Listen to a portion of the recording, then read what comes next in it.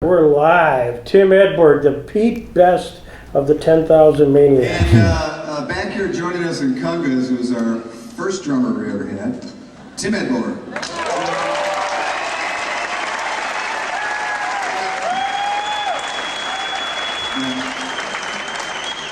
He quit our band to join Tokyo Rose.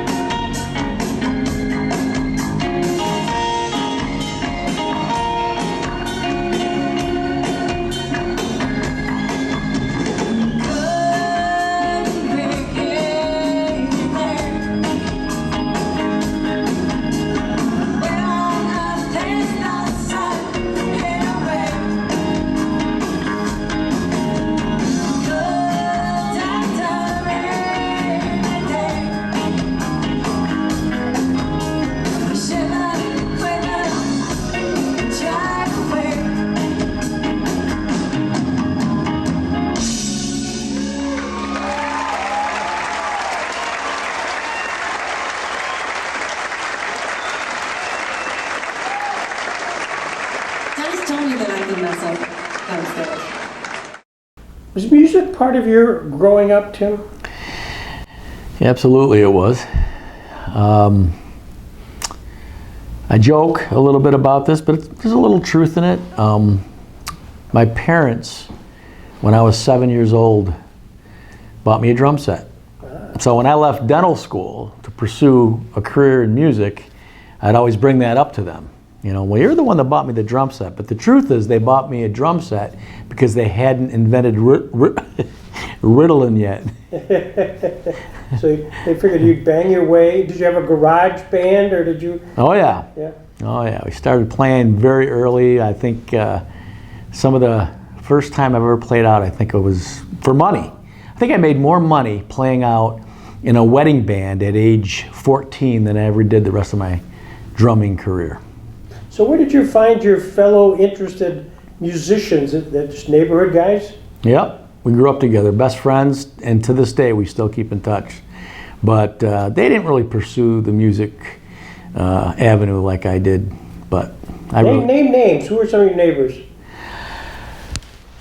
You probably know Dick Erickson. I think he's a controller up at Chautauqua. Yep. Dick played bass. Scott Blashaw, he now lives in Littleton, Colorado. Played guitar. Chick Yaketa. Chick is a mail carrier. Works, I think, in the Falconer branch of the Postal Service. And it was the four of us. We had a band called Fever. Probably like 14, 15 years old. We would play songs by Ozzy Osbourne. You remember Iron Man? You know, that was our big song. But that really wasn't the band that we never played out in that band. It wasn't till a few years later that I formed a wedding band, and we made more money doing that than any of the other bands I ever played with. I assume you did cover songs. What were the signature wedding cover songs that you did?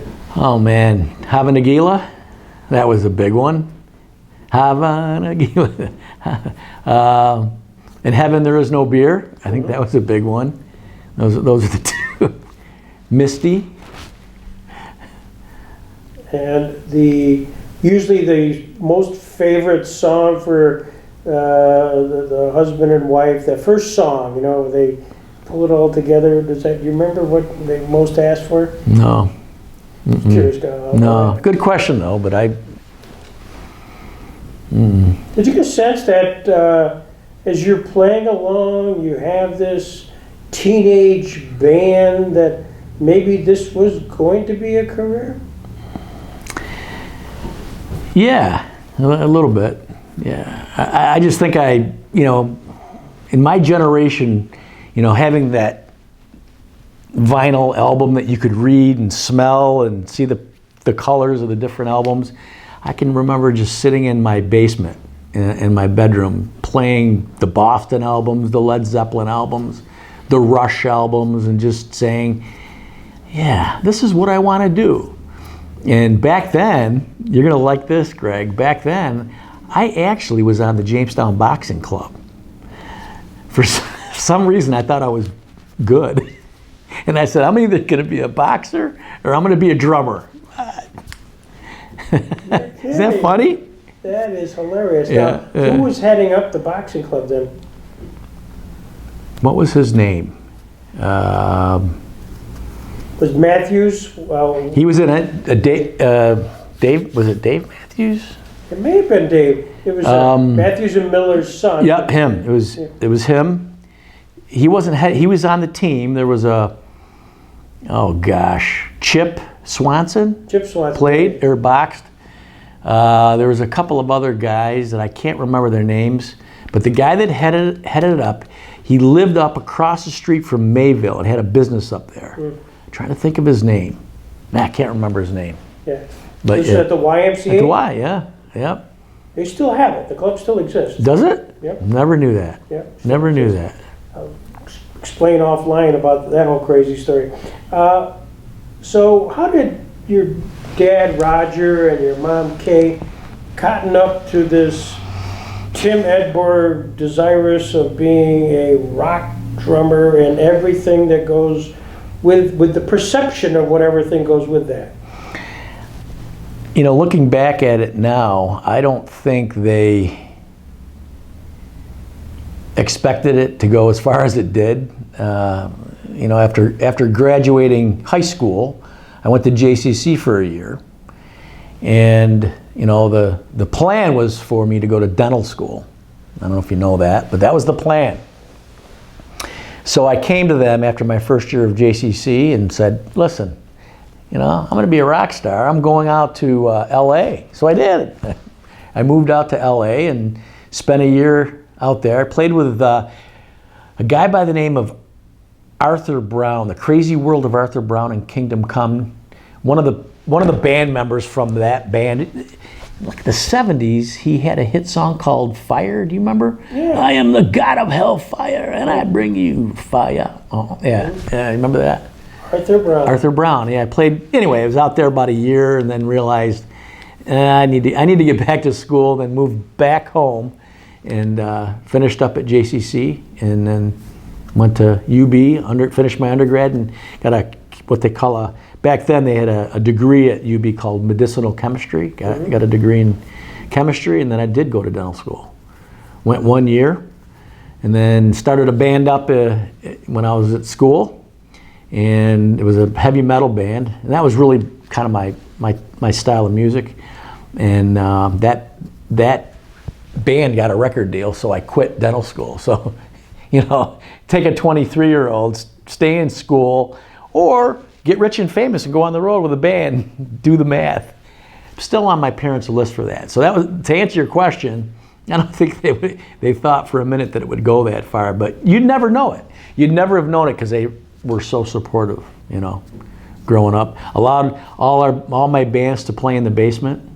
I mean, I can't stand noise now. I can't imagine what my parents had to go through to listen to all my, you know, practicing and crazy.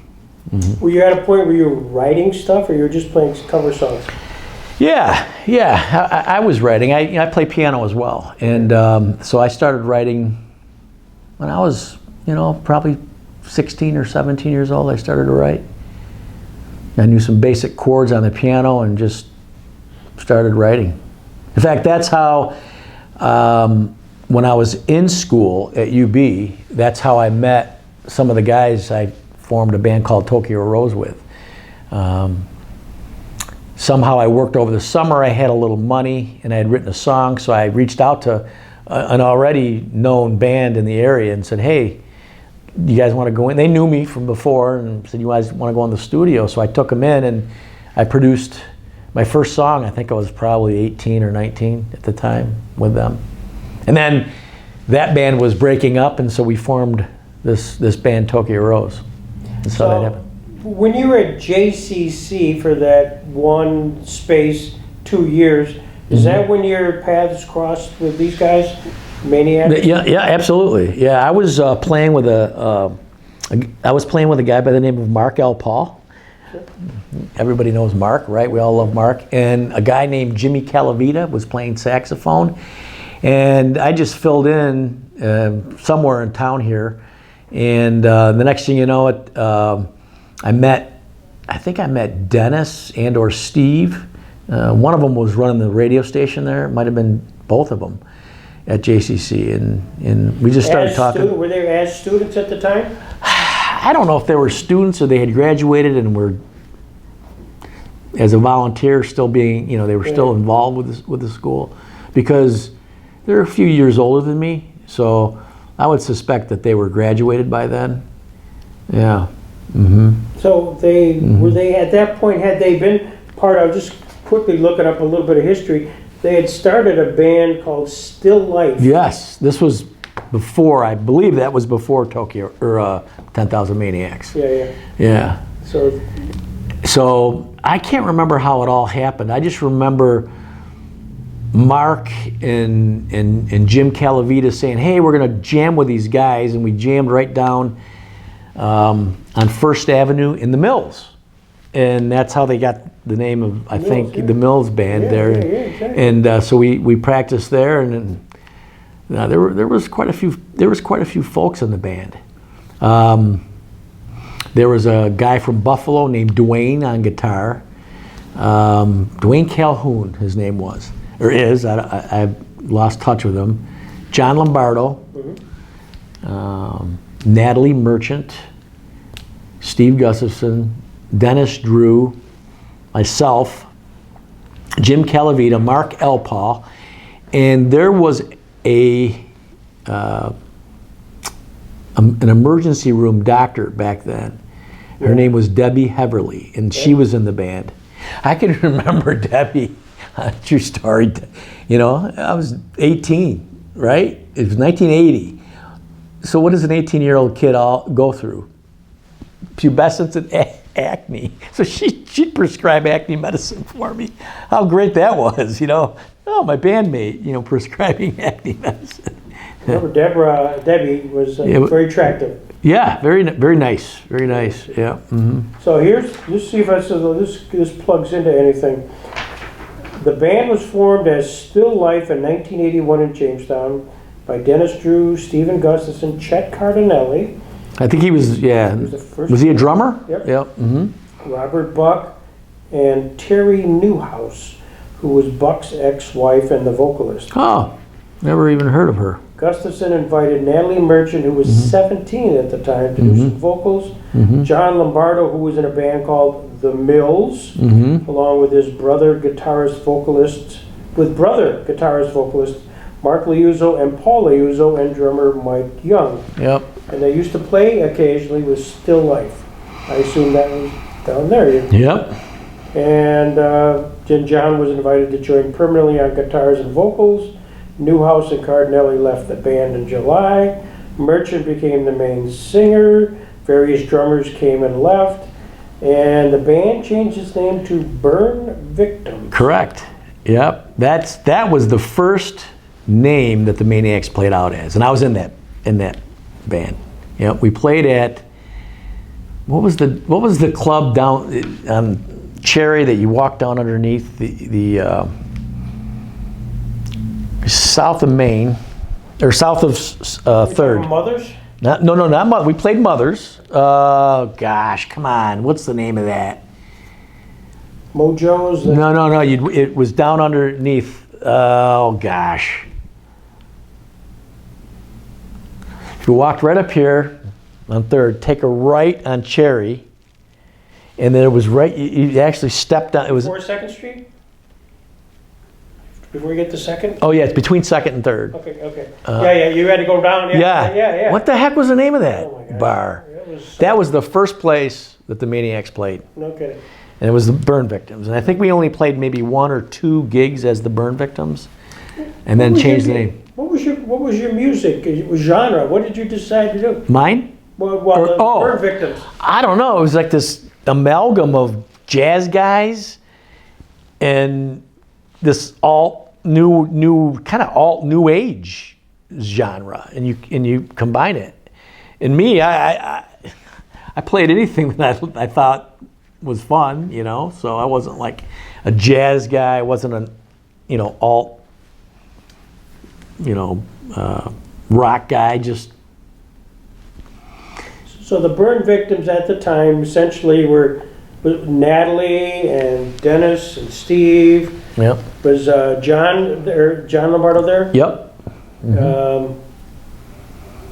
That's the core. That was the core. And Rob Buck. Yep. Rob came in and out. He wasn't really part of the very, very first early days, and that maybe it's because he had another band. Okay. Yeah. Did you play weekends? Did you just? Weekends, and the band just started to take off. Just really started to take off. And I remember playing at the Rusty Nail, and you couldn't even get in. Really? Couldn't even get in. And it was fun. But I also, at the same time, to be fair, the direction that the music was going wasn't really where I was at the time. And so this is when I mentioned earlier that I moved to LA. This was right while I was going to JCC. So I was thinking about leaving and going to moving out west. And I'll never forget Dennis and Steve. They really saw the future. I mean, they were brilliant about this, I think, and decided to, the direction that this band is going is great, but it needs to go this way. And so they said all the folks that don't fit this way, they got rid of. They got rid of them. I wasn't one of those, because that's I joke about being the Pete Best, but I was one that was asked to stay. And I had a pretty long conversation with Dennis. Dennis, I'm moving out west. I apologize. I love, where everything is going, but I've already made a decision to move out west. And so we had a long conversation. I remember that to this day about that. The way the composition was, who was the quarterback? Was there a leader? I would say Dennis. Yeah. Yeah, absolutely. I think Dennis and Steve, I think they were really good friends. And they were big, and still are, I suspect, big Grateful Dead fans. And a lot of that is influenced in I believe, in the 10,000 Maniacs songs, But I would say Dennis is probably one of the quarterbacks, he and Steve. Natalie at the time, she was just a kid. Yeah, she was like me. She's my age, and we just were kind of in, along for, well, that's great. I'm in a band. Yeah. And she was very artistic. I remember her showing us paintings when we played in that place I can't think of down underneath. I can remember her showing me her artwork. I remember that. Yeah. This piece here on Wikipedia says the burn victims changed their name to the 10,000 Maniacs after the low-budget horror movie 2,000 Maniacs. Do you remember any conversation about changing the names at all? Not at all. Yeah. All I remember is, here's the name, 10,000 Maniacs. That's all I remember. And they performed as 10,000 Maniacs for the first time on Labor Day, September 7th, 1981, with a lineup of Merchant, Lombardo, Buck, Drew Gustafson, and Tim Edborg.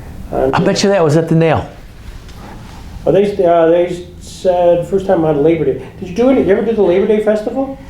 I don't remember, but I'll tell you what, it was a holiday that we played at the Rusty Nail. I'll bet you that's what it was, and it was mob. You could not get in. And it was partly all the kids were home from college. There was a huge buzz with this band. Mm-hmm. What was the buzz about? I mean, you were a group that was... I think it was just something new that, and I think Jamestown breeds a lot of great musicians and artists over the years. I mean, right? And I think there was just a buzz. There's something new. These guys are great to see, and Gail are great to see, and yeah. You had the 10,000 Maniacs again was playing. They were playing cover songs at that time, weren't they? Oh yeah, yep. A lot of Jimmy Cliff, a lot of reggae. So the style, I know I mentioned earlier, was the jazz musicians with these alternative new age type musicians, and they'll probably kill me if they ever heard me say that. Yeah. But really the cover songs were Jimmy Cliff, reggae, Jamaican. Who's the other guy? Bob Marley played some Bob Marley songs, and I really loved that. When we were doing that, because for a drummer, it's got that really cool beat. Well, and of course I'm visualizing Natalie a little bit later, but she has that swing of the hair, the head movement. Was she doing that? Had she developed that yet at that time? I don't think so. Yeah. Not in my tenure. No. Because there was, and this is just an editorial comment, but often your voice was wonderful, but because she was doing so much action, it wasn't always clearly articulate what the words were. Yeah. Oh, yeah. Show. Yeah. Yep. Yeah. So then, this is during the time period where you say, "I'm going to LA." Oh yeah. I'll never forget. And the guys I was living with out there, they knew some of these guys from back home too, and the Maniacs just started to really take off. So I'll never forget when they signed their record deal. I was actually back home, but I was in Buffalo studying. Yeah. Hating dental school and reading in the paper that this band out of Jamestown called the 10,000 Maniacs just signed a record deal, and I was like, really? I was like, meaning I was jealous. Sure. Yeah, I was like, here I am in school, Did you know the drummer I, that they finally ended up with? nope. I played with them, you know, when they had their 30 year, was their 25-year anniversary? Reunion, I saw you Reunion. up there. Yeah, and I got to, you know, play with them a little bit. I played, you know, hand drums. But, yeah, so I know know him. Mm-mm. As you know, before we get on to what you ended up doing, as they were progressing, did you stay in touch with them at all, or was it sort of a? Yeah, you know, yeah. Yeah. I've stayed in, yeah. Did you ever get a chance to play with them thereafter, other than that reunion? Nope. Yeah. By the way, that's on film. You know that. Yeah, it is. Well, I thought that was so neat of them to ask, you know, all the folks that used to play with them. That's just great. It's a testament to those guys. Yeah. They're just good guys, Yeah. you know. Really are. I mean, really are. Yeah. So I think at the time when they were doing the reunion, John was not back with them or not with them. He'd sort of Yeah, he was still playing with his band. Mary and John and yeah. John's a great guy. Do you know John? I do. Yeah. We played basketball against each other. Church league basketball. Oh, really? Many moons ago. Oh, okay. I mean, many moons ago. But he remembers that. So it's always fun Yeah. to catch up. And they're still playing, obviously, the Maniacs and with different variation. Is it Mary Ramsey now the lead singer? I think so. Mm-hmm. But that. So you go to LA, you got a band, you decide from that in Buffalo, when you're doing dental school, you could have created a band called Tokyo Rose. Yep. Mm-hmm. A name which is in my World War II world comes up a lot. Oh, yeah. Did you select that? No, Jeff, the singer, Jeff Axelson, the singer, said, hey, you know, his dad was actually a WW2 hero. Okay. And he was up watching Run Silent, Run Deep one night, and they were talking about this, you know, they weren't using nice words, this gal that was a propagandist, a Japanese anti-American propagandist, and that they called Tokyo Rose. And he came one day and says, I got the name, it's Tokyo Rose. So, yeah, that's how that name came about. I remember my dad sitting me down saying, you know, I don't think you can call it. That's not a very good name. He was trying to talk us out of it, which made us want it even more. Exactly. You know, just like the 10,000 Maniacs. It's a great name. Yeah. It's brilliant, you know. So you play, is it principally up in the Buffalo area? Did you come down here? No, we played here. Yeah, we played all around here. The Nail was probably our home, you know, place to play. And that was the place everybody played, you know, back in the 80s. And, but yeah, Buffalo, Canada, you know, all over the country really, but mostly in the Northwest. Did you think still then that was, even though you were at dental school, that perhaps that's where you wanted to be? Mm-hmm. Oh yeah, and that band got a record deal as well. So we thought we were going to be, you know, tough business. Tough business. I mean, and so Tokyo Rose gets a band deal, you get a contract, you're signed with an agent, I suspect? We didn't have an agent, we had a manager, and we had a record label. It was, yeah. Mm-hmm. Do you still have your original cut of that album? Of Tokyo Rose? Oh yeah, we have a CD, yeah. And then I have some demos, a lot of demos. Yeah. And did you guys cut anything when you were the Maniacs? Nothing. Mm-mm. I didn't. I'm just curious, did everybody even have a tape recorder of way back when to that early stuff? Somebody might. Yeah. You know, I don't. Yeah. Just curious. Yeah. So Tokyo Rose lasted how long? I'm gonna say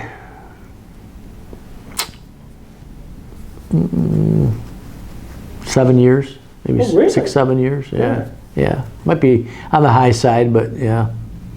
Mm-hmm. So at one point, when you're getting gigs, you're making money, at what point do you sit down with the guys and say, I'm not sure this is a lifelong pursuit? Well, I think it was just a matter of, you know, you grow up and you realize that, man, you know, what am I going to be 40 sitting around, you know, not able to put food on the table, saying, hey, I'm still going to hit it. I'm still going to hit it. And that was the fear for me. And that was, you know, probably late 20s. I was late 20s when that finally reality hit in, and I met my future wife, so we'll blame her. But yeah. How'd you guys meet? My wife? Yeah. Well, so, you know, I grew up in the appliance business with my dad, and he was really good friends with a gentleman by the name of George Kerr Sr. out of Butler, PA. They had been to conferences together over the years. And George Sr. always had a cottage on the lake. And they'd always talked about possibly, let's merge and open a store here in Chautauqua County. So it was when his son, George Jr., really got the urge to, hey, let's maybe do this. So my dad and George Jr. got together, and George bought the old Caprino building down on Foot Avenue, and my wife Leanne was a decorator for Kerr Furniture in Butler. So when we decided to merge, he brought her up, and she's quite a bit younger than I, still is, and said, I'll never forget George saying, if I can get the two of you together, you're going to owe me for life. So that's how we met. I remember that because I was representing Caprino at the time. Oh, with the deal, Yeah, yeah. when they sold the, okay, yeah. Oh my gosh, that brings back. Joe, what a great guy, huh?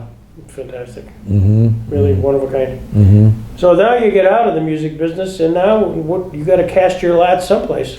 Yeah. So what's your next career move?